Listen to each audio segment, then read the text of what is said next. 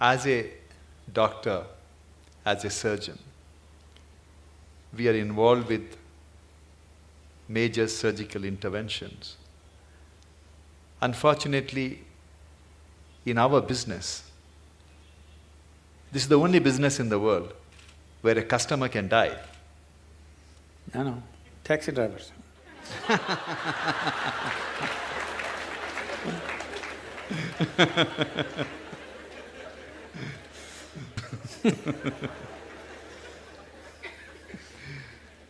It's however much you try, Sadhguru, to dissociate ourselves. When you are operating, you need to concentrate and do the job, but what comes to your mind is the young wife, young children waiting outside. The margin of error is very small, few millimeters here and there. Then you think what are the consequences on them. Then you start thinking about when you are a kid, if something happens to your father, where you would have been. We are after all human beings. We are always torn between what we do to somebody and what could have happened to our own life.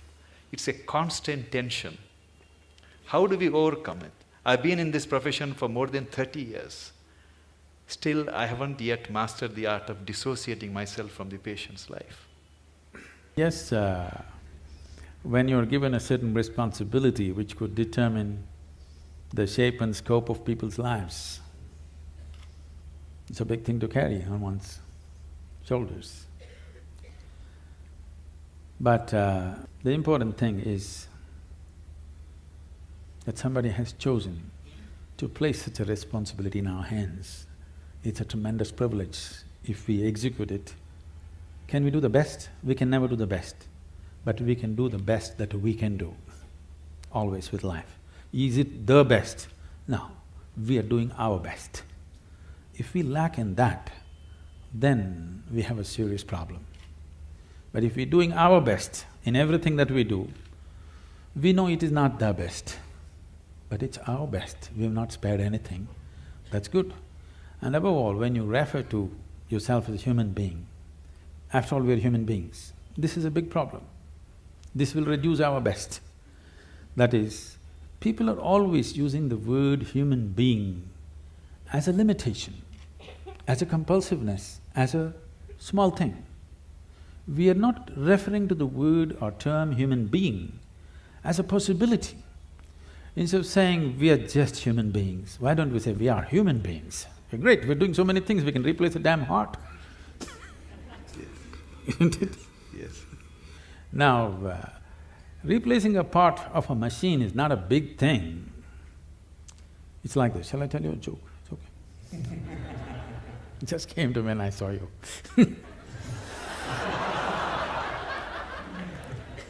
So, a cardiac surgeon took his Aston Martin, which was giving him a little bit of trouble, engine trouble, to the mechanic. So he said by evening he'll have it ready. After his hospital job, he went there to pick up his car. It was not ready. The mechanic was swaggering around a little bit, and I said, "Hey doc, why is it I do the car's engines, you do people's engines? After all, a pumping thing, you know.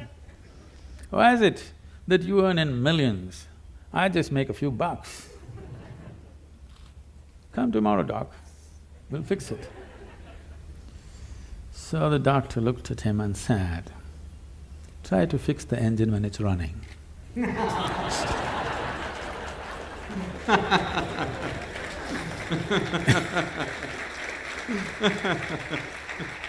That's the important thing.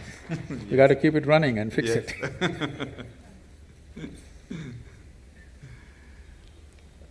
Sadhguru, but the great work done by all the senior cardiac surgeons, cardiologists, and all the good doctors of this country, heart care has attained it has got a lot of confidence from the people. It's very interesting, Sadhguru, when I started my career 25 years ago, I left England 25 years ago. I started in Calcutta. If I told a patient then… Lot of heartbreak there.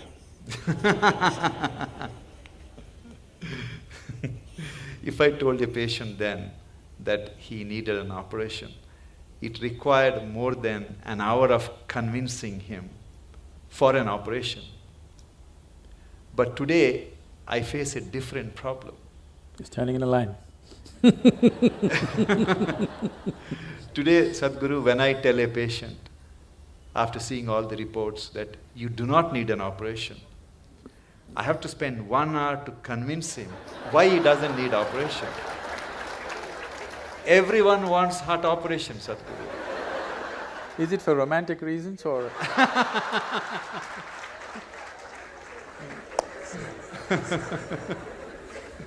How do we convince people that fixing the heart is not like, something wrong with your house, you get a plumber, he will fix it, or something wrong with the car, you change the parts. It is something different. We are not the magicians, or we are not the gods, and the nature is the best healer. And cardiac surgery is only a 50-year-old phenomenon. People have lived for… I think they have also realized it's a dumb pot.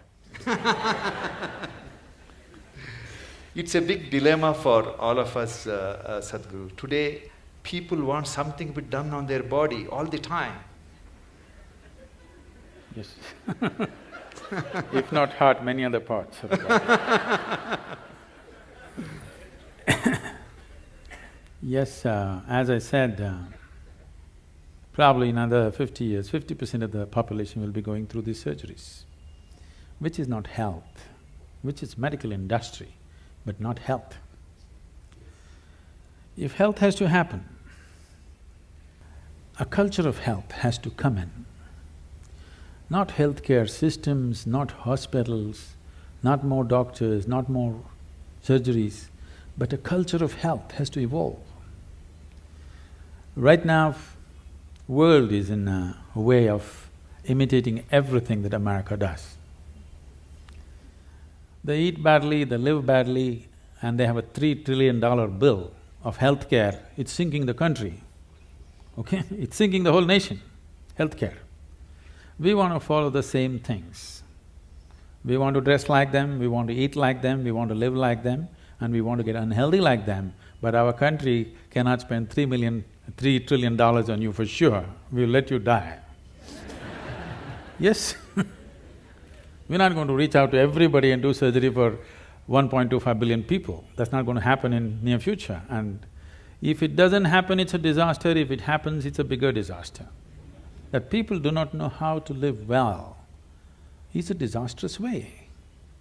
That I would say 70% of the ailments on this planet can be just handled with better sense of living, eating, atmosphere. If you manage, 70% will be gone. You can achieve this in 12 to 15 years of time on the planet if a determined effort is made by the people, by the policy and by everybody concerned, particularly the hospitals. They can do a lot. Because when they're sick, they listen, Otherwise they don't. When they're well, they don't listen. When they're sick, they will listen. They have ears, more ears than two when they're sick. That's the time to talk to them as to how to live better. These things are not new to us, these are very strongly rooted in our cultural milieu, but we are throwing it away for something which will bring us a lot of trouble.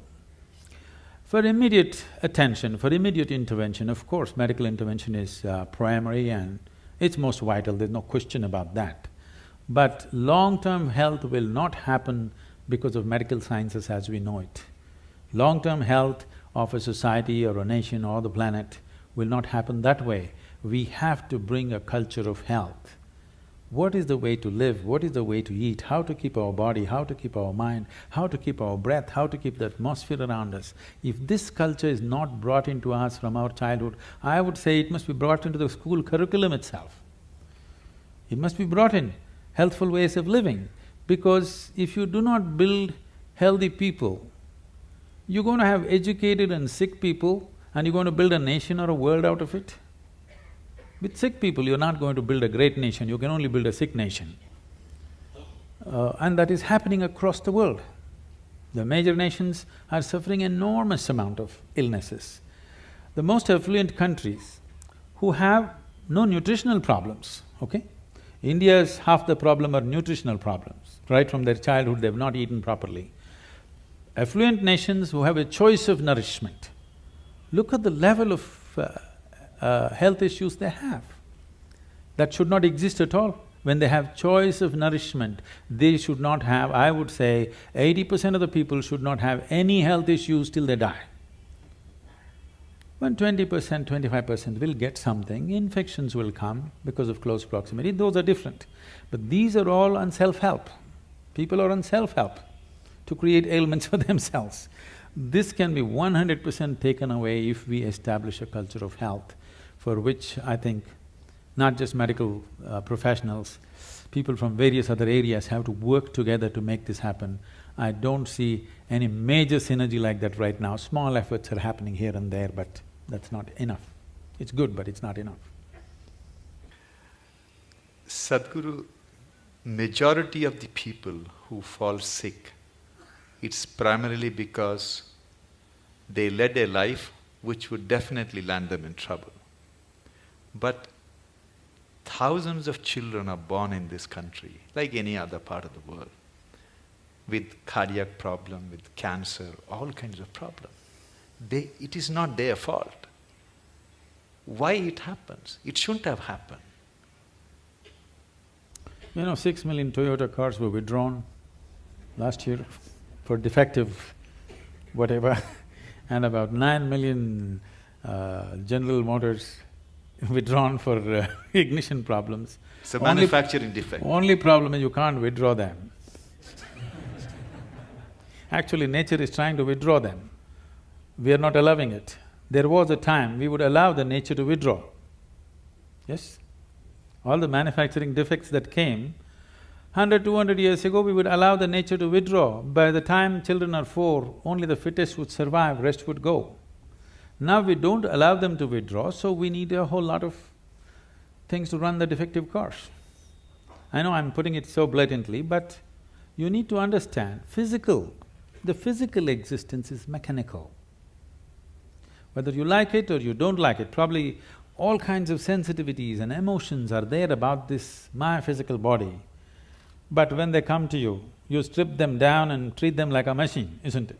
Complex, sophisticated, but still mechanical, isn't it? Yes. There are other aspects to it, but fundamentally mechanical. Anything mechanical, anything physical, there is never something called as perfection to it. It is a constant work in progress. You can improve it and improve it and improve it. What we call as evolutionary thing is just that. Now, the parents, the two machines which produce this small machine, Yes. okay? What condition are they in? This is also an issue which we have not taken care of. There is a lot to be said which is controversial about this, but essentially this idea that everybody must have children has to go. Yeah, I know I'm getting into trouble. But we are not seeing humanity as a future possibility, we are just seeing it as a regressive way of something that we can extend into future of our own, a footprint. Right now that's a problem. Our identification with the body is so strong, the physical body is so strong, we are unable to think beyond our biological identity. Once you're not able to think beyond your biological identity, the very nature of being human, the immensity of being human is constrained and constipated into a very small process. In this process, there are problems. In the ancient past, they handled this in many different ways, which are absolutely, utterly controversial today and can never be brought back into this society, but they did handle things in a completely different way. They're bred carefully, which is very important. We are thinking about… when it comes to animal husbandry, we are thinking of breeding right. As human beings, why are we not thinking of breeding right? Because we're too identified with our own bodies. Mine is more important than what's right, and the level of suffering that you bring into this fresh life, you know, you see it every day. Yes, yes. Sadhguru, scriptures tell us that everything happening in this world, including what happens in our life, is preordained. Which And scripture said that? at least that's what I thought, that we are destined to do something irrespective of what happens. If that is the case, we are destined to die someday, then what's the role of people like us in this world? Oh. We're definitely destined to die. People come and tell me, Sadhguru, this man, my enemy, I can't bear him, I want to do something. I said, just wait, he will die.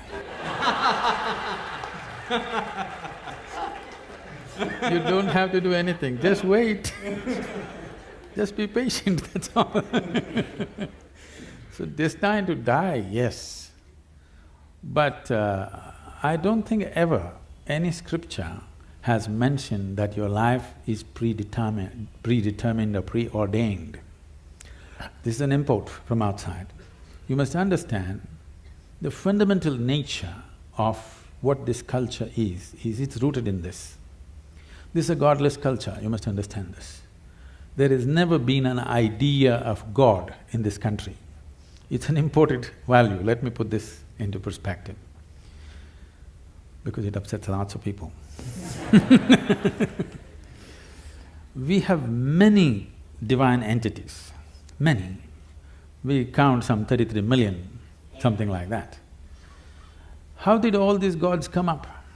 So, the idea, the monotheistic idea is there's a god sitting out there and doing things to you, so they believe in dictatorship, that there is somebody who determines everything. Not so in this culture. Here, there is no idea of God, but there are many divine entities. What are these entities? Generally, if you look back, the language that was used for all the deities that you have is, you're a Devi, is a yantra, always a yantra. The word yantra literally means a machine or a device or a tool. When I refer to our own yogic temples as tools, people get offended. Sadhguru, don't say that, it means more than our life. I said, if you are offended by this, you come to the ashram. I am going to give you a plumbing job to do in the ashram without tools. You must use your nails and your teeth and do plumbing in the ashram for 3 days. After 3 days, I'll give you a chain winch or a spanner. Will you worship or no? Will you worship the tool or no after having lost all your teeth? So the power of the tool is something that we always understood. We as human beings, we are who we are on this planet only because of the tools that we have created. If we did not have any tools, a dog would dominate us, isn't it? Yes or no? Yes. It's only because of the tools human beings have become who they are. So a screwdriver is a tool too, but there are subtler tools, energy tools, subjective tools, which can open up different dimensions of life. So for every dimension we create a different tool, a different possibility, because we clearly know without this tool we would never access this possibility. We bow down to it and we worship it, because without being worshipful it will not yield to you. We clearly know gods are our making. It is just that others have forgotten. So here we told you, your life is your karma. This means your life is your making. Where is the question of preordained? Such a thing never arises in this culture. Thank you, Sadhguru. But it's dangerous for a doctor to think it's preordained.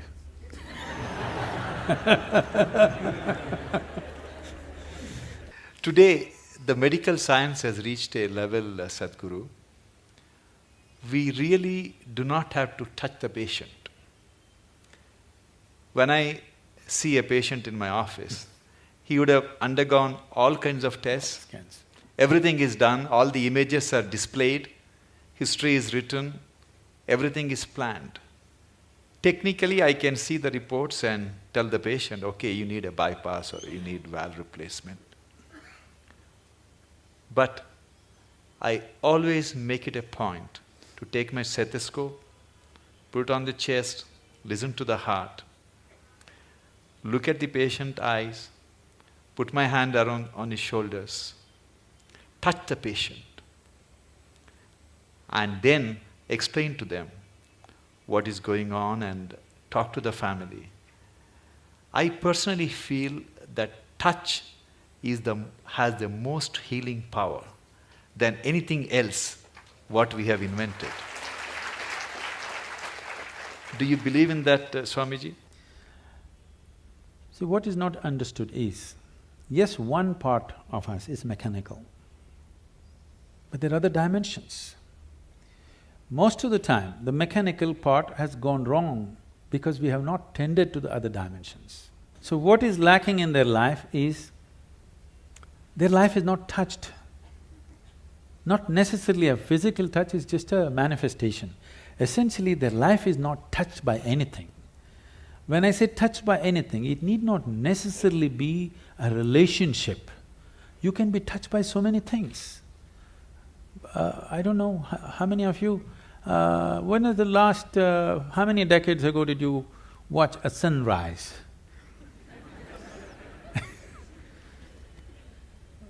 Or a sunset, or a moonrise. I'm saying not touched by anything. When was it the last time you waited for a flower to bloom? No such thing. When is the last time you paid an attention to a butterfly or a leaf or a flower or another human being? You're… of course, you don't like faces, you like the Facebook. I'm saying contact with life, whether it's human, animal, plant life, or just elements around you, just that.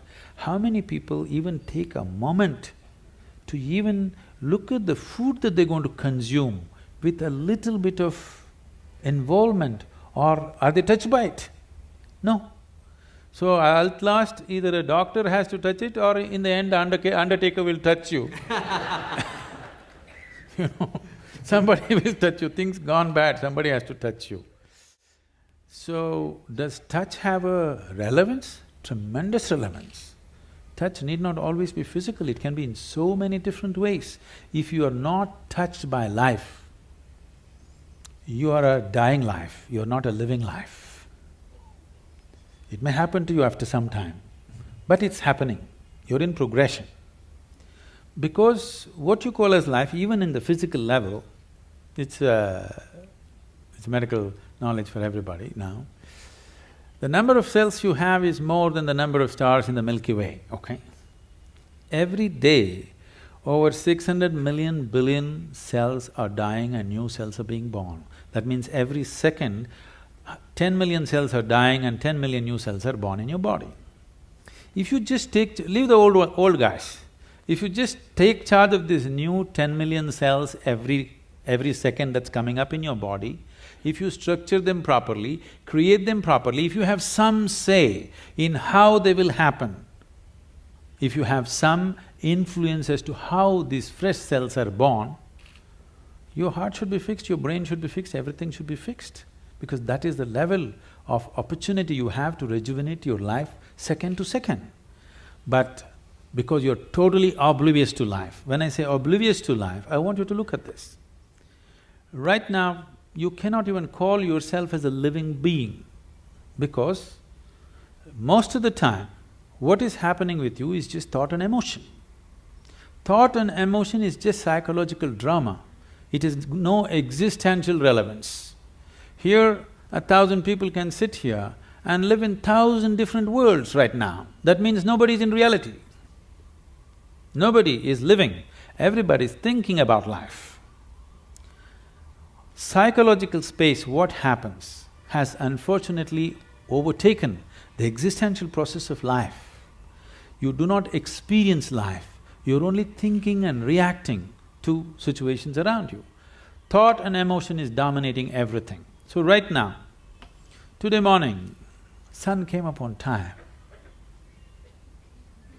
You don't think much about that. Okay, so what? Now you need to understand, if sun does not come up tomorrow morning, within 18 hours, all life on this planet will largely cease as we know it. So I'm telling you, sun came up on time today morning. I want to hear appropriate noises. Yeah. None of the planets in this solar system collided today. In the whole universe, no accidents. In this endless cosmos, no accidents, everything going right. But you have one nasty little thought crawling in your head and it's a bad day. I'm saying you completely lost perspective with life. You lost perspective as to who you are. It's a kind of madness. So once you lose perspective as to who you are and what is your space and status in this existence, you are a sickness by nature. It's not the doctor has to diagnose you, it's already on. One day it will manifest to a point where his instruments or his touch will tell him, but it's already on. The process is on. When it goes beyond a point, he'll give you a prescription or a surgery. But the process is on, you're working hard towards it. There are large number of Indian or Western techniques of healing which may not have scientific data, but they work. And I have a personal experience. Many years ago, my wife developed lower backache. It was intense pain, excruciating pain. As usual, I took her to a neurologist, they did MRI and everything is fine, there is no problem, but poor thing, she was I'm really… glad you were not a spinal surgeon, otherwise you would have done it. Then my brother-in-law suggested that I should take her to see a acupuncture specialist. As a doctor, it was a bit embarrassing for me to go to somebody. And he didn't have a fancy clinic. I went to his house and he talked to my wife for a few minutes and he made her sleep flat on the floor. And Sadhguru, he took, from the heel, he started pressing on her lower back for 10 minutes as I was watching. I'm not exaggerating, she never had the lower back pain ever since. I'll show you thousands and thousands like that. Not even with any needles, simply. I was so fascinated because he cured my wife and he did something which I couldn't do it for 32 years. She was fine. There are many ways of treating people, and as professionals, we have to respect all the ways of treating. Definitely, I would say allopathic system is at its best when there's an emergency. When there is time, definitely other systems are way better if you ask me, in many ways. Particularly, this is something hardly known to people. In southernmost part of India, largely in Tamil Nadu, we have what is called a Siddha Vaidya. It's a most incredible medical system, so comprehensive. There are over 300,000 formulations. I don't think even modern pharmacopoeia has that. Over 300,000 formulations elaborately written down. And the fundamental difference between Ayurveda and Siddha is, Ayurveda is herb-based, Siddha is elemental. The only thing is, the skill level that it demands from the doctor is a challenge in modern world. This is something that you have to live, then only it works.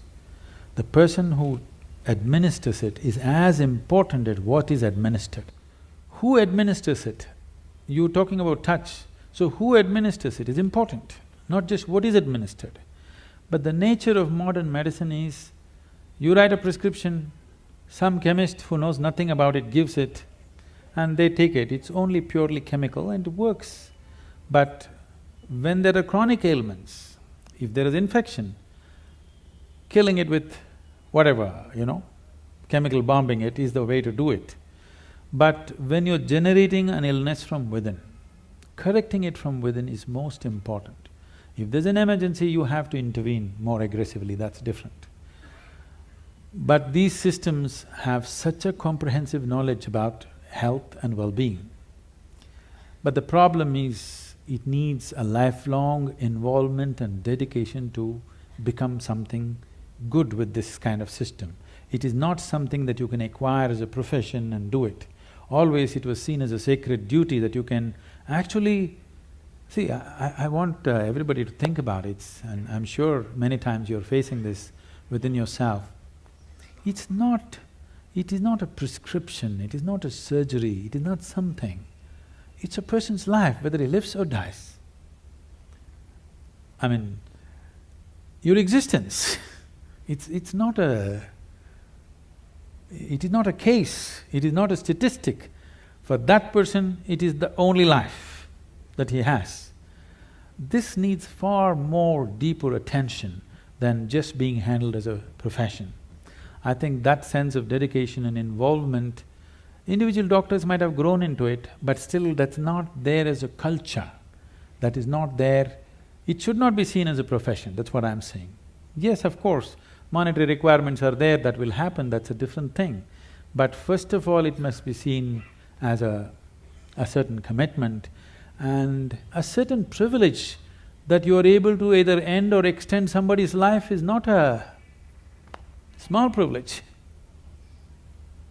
Sadhguru, many years ago, when my son was a little kid, he gave me a book written by Swami Vivekananda.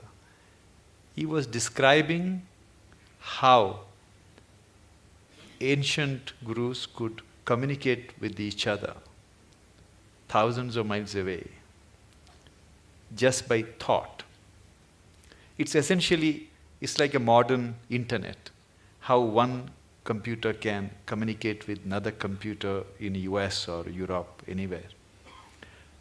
Do you believe that human mind can be trained to influence another human mind or people's mind who are far away just by tuning our mind to the right frequency?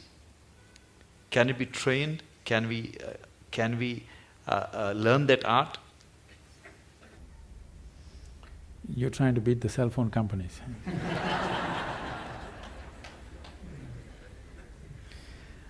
It's not just about the mind. See, when we say mind, the English word mind is only generally referring to only the thought process. Thought process is the most surface element of your mind. I think because of European thought, we have given too much significance to the thought. In the yogic science, we do not attach any importance to what you're thinking about or feeling right now, because what can you think? Only the data that you have collected, you're recycling it, it's of no great consequence. Whatever is in the surface of your mind keeps rolling, that is not of any consequence. What you're thinking and feeling right now is very surface of mind. There are deeper dimensions of the mind.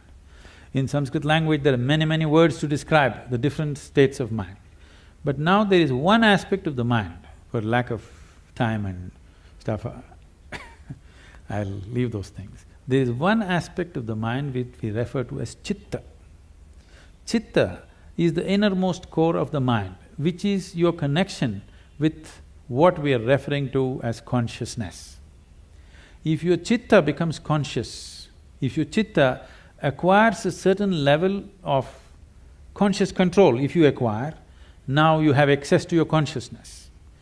What we are referring to as consciousness is that dimension which is neither physical, nor is it electrical, nor is it electromagnetic. It is a quantum leap from physical to non-physical dimension. A non-physical dimension being the lap of the existence. It is the non-physical in whose lap the physical is happening. Physical is a small happening. In this cosmos, not even 2% or not even 1% is physical, rest is non-physical. This non-physical dimension, in the yogic terminology, we use a specific sound which is connected with that dimension. Today it's all very highly distorted. We call this Shiva. That means that which is not. When we say Shiva, we are not referring to some man sitting up there. We are talking about a dimension which is not, but it is in the lap of this dimension, everything that is happens. So if your chitta becomes even mildly conscious, your ability to not only communicate an idea or a thought, even to deliver something is possible. Physically deliver something is possible. So, is it a possibility? Definitely it is. Right now, can we teach it to all these people? In theory, yes. But are they willing to work towards it? That's a question mark. One big problem is, our education systems are such, we have glorified our thought to such a place. First, to bring that down itself will take time. To make them understand the stupidity of their thought, it will take a whole lot of time. Because everybody thinks they're smart, but actually the smartest thing about most people is their phone.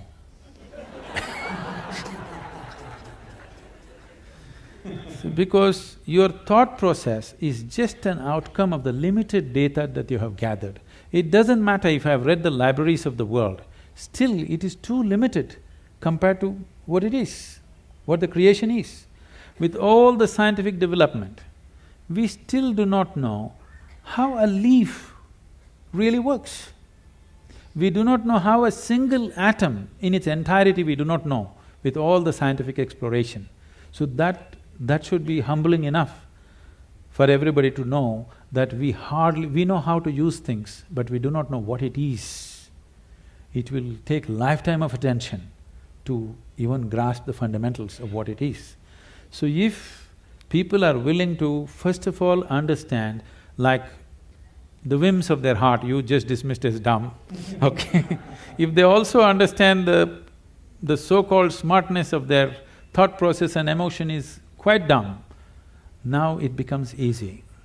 It becomes easy to train people that communication it's not like, now I want to generate this thought and give it to you, not like that. Things will happen to you before you think. What is best for you will simply happen to you even before you articulate in your mind.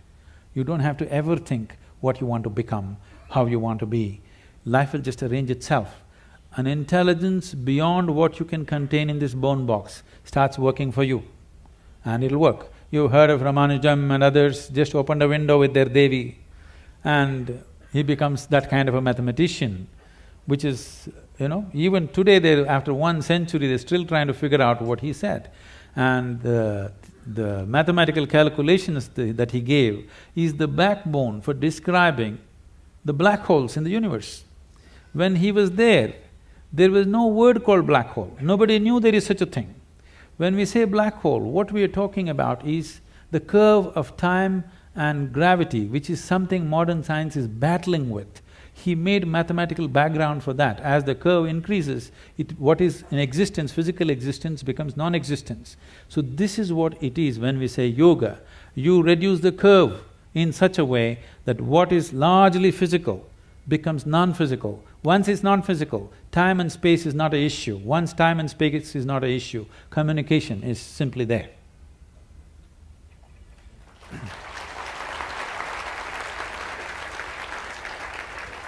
About 20 years ago, Sadhguru, I received a check for 1 lakh rupees from a retired major from Indian Army. He just gave his name, he refused to, he didn't give his address.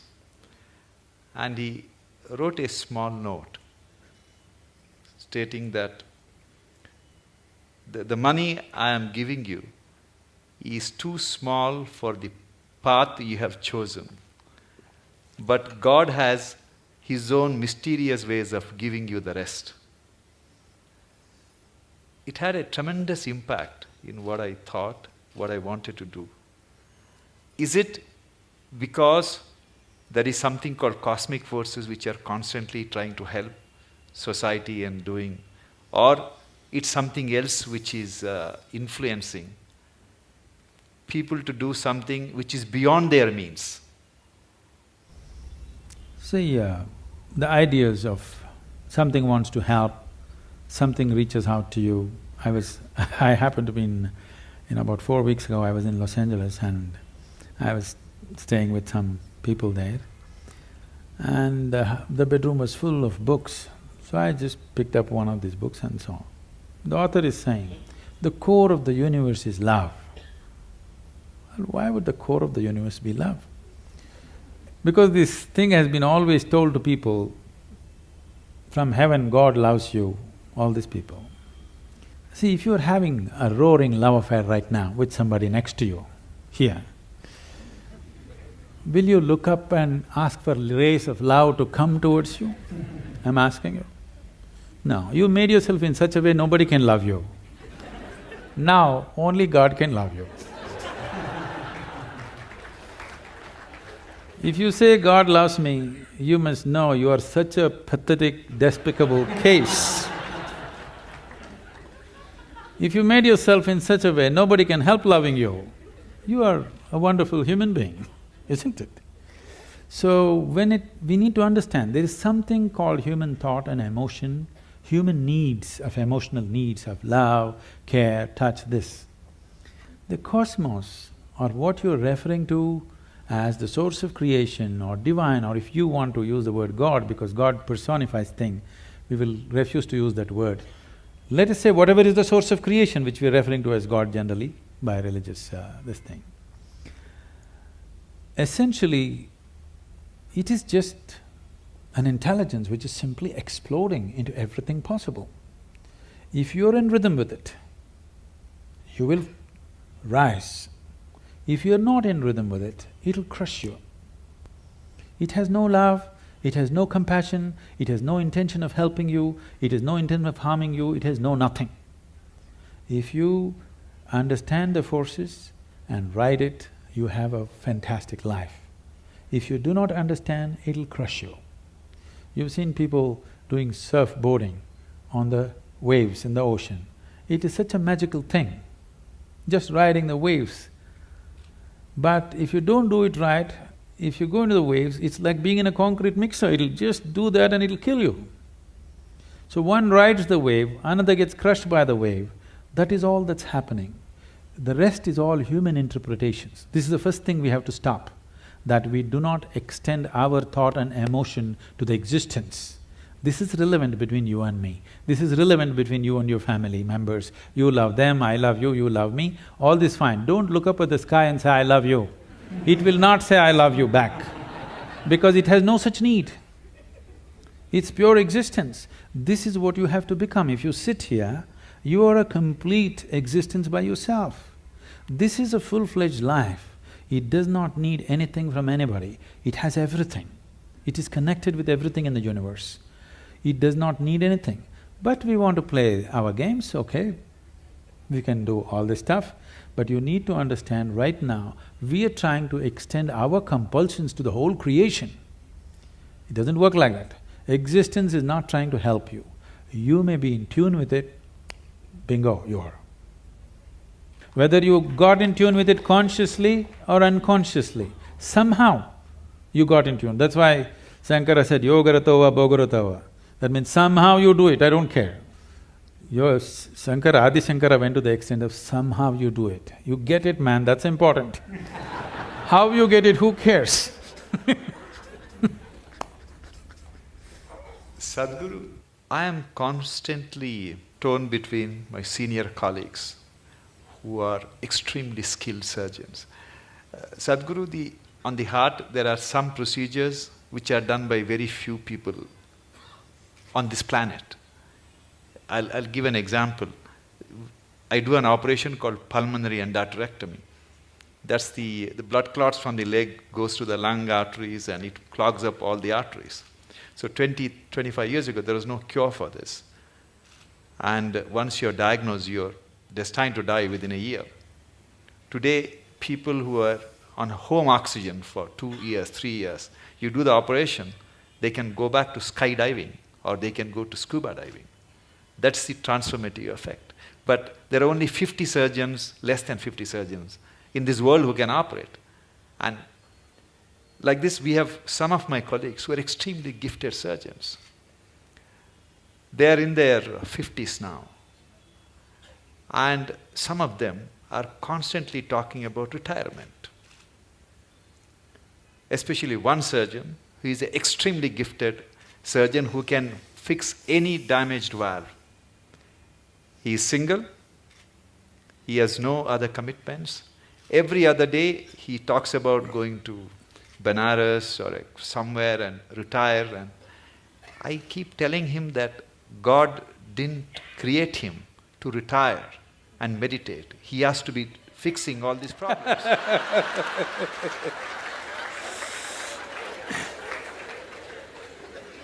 So he gives me extension every 6 months, Guruji. So at the end of 6 months, the usual rigmarole starts. He talks about retirement and everybody is depressed in the hospital. So how do you deal with this kind of people?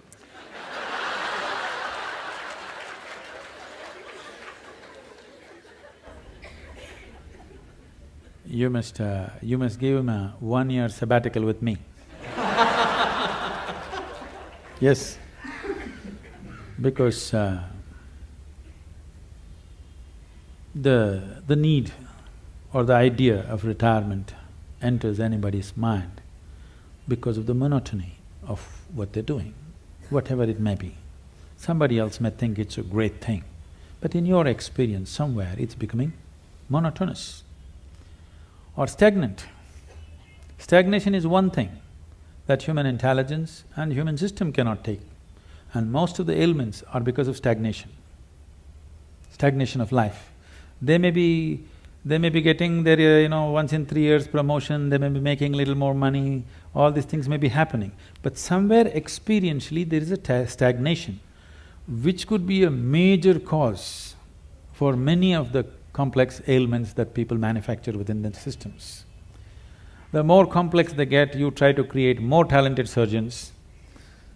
I'm saying we are manufacturing the problems, we are trying to manufacture a solution. I think as we offer solutions, people who have already gotten into problems, they need solution. But it's very important that we teach people how not to create these problems, so that instead of 50, you have to produce 5,000 expert surgeons to attend to all these people who are on self-help to illness.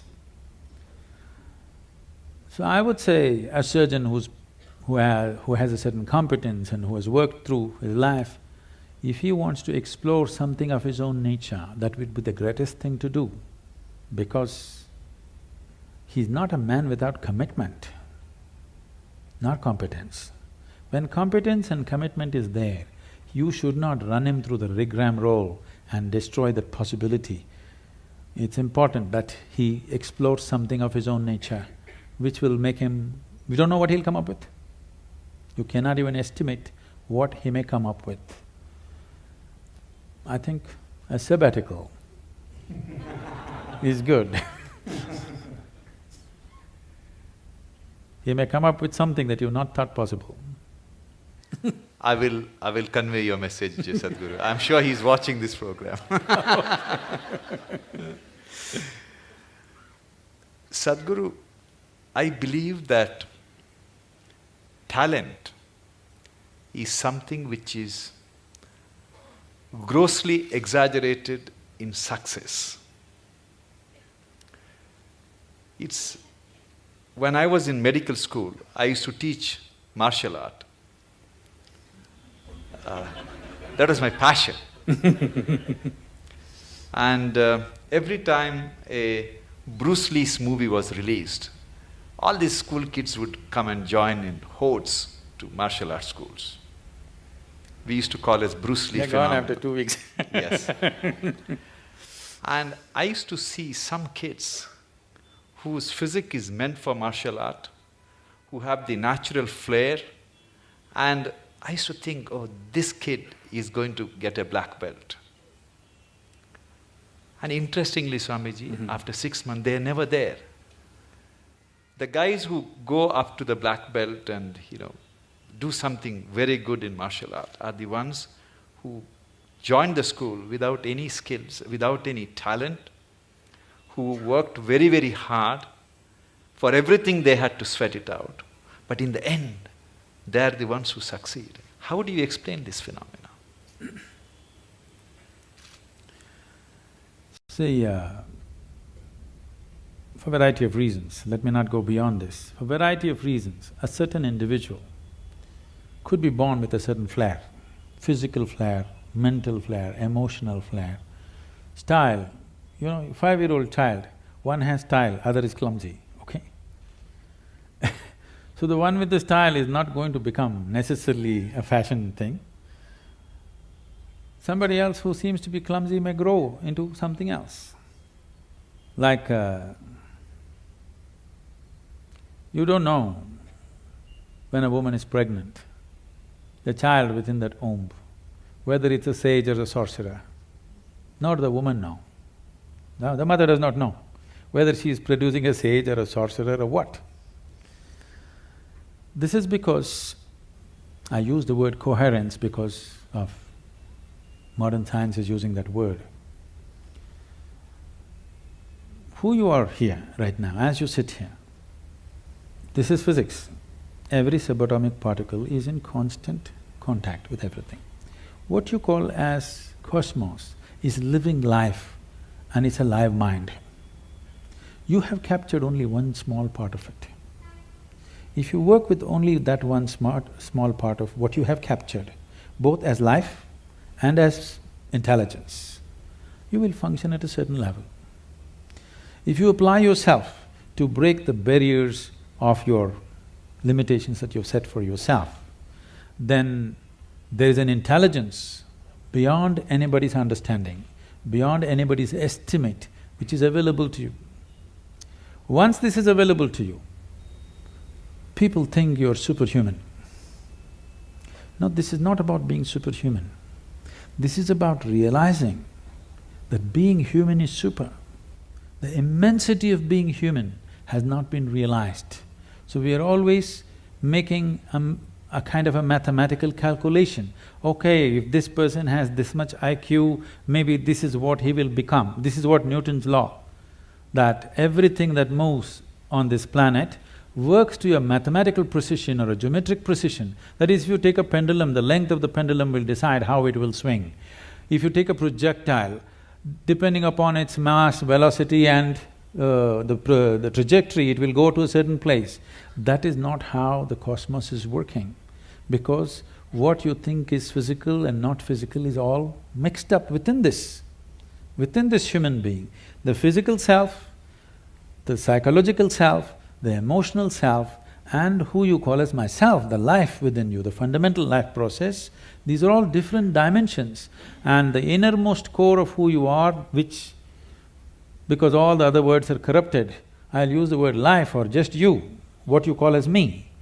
This, if you allow it, if you do not identify it with any form, with your physical form or with other different identities what you take on, it has a way of being cohesive or collaborative with everything around. When we say somebody worked hard, all he is trying to do is stretch his boundary of identity, isn't it? He's trying to stretch his boundary. If he succeeds to stretch his boundary, something that he never thought possible or imagined that is within his competence or capability becomes his. Miraculously, I can show you hundreds of people who come to me, we prepare them for a certain period and then we initiate them. In 24 hours, you will see the shape of their face will change. Genetics are altered in 24 hours' time. You can see the photographic images, they have actually changed dramatically overnight simply because of a certain extension of their identity. So, in the Indian spiritual milieu, see, when you say spiritual, we must understand this. This is not about looking up or looking down. When we say spiritual, we are talking about transcending the limitations of physical. So right now, the physical is here as if it's a solid entity in people's experience. But modern physics is telling you and medical science is beginning to tell you, or if people don't understand, if they just hold their nose for 2 minutes, they understand that they are not an independent existence. It is in transaction, not just in terms of breath. Even on the level of subatomic particles, it's in constant transaction. If this transaction becomes even minutely conscious, suddenly you have immense capabilities that you never thought were possible. Biological identity is the most limiting identity that you have because it limits to the area of your body. Now when you strive, you break this. It doesn't matter in what way you strive. Most people strive in unconscious, unscientific, simply out of striving, they do things.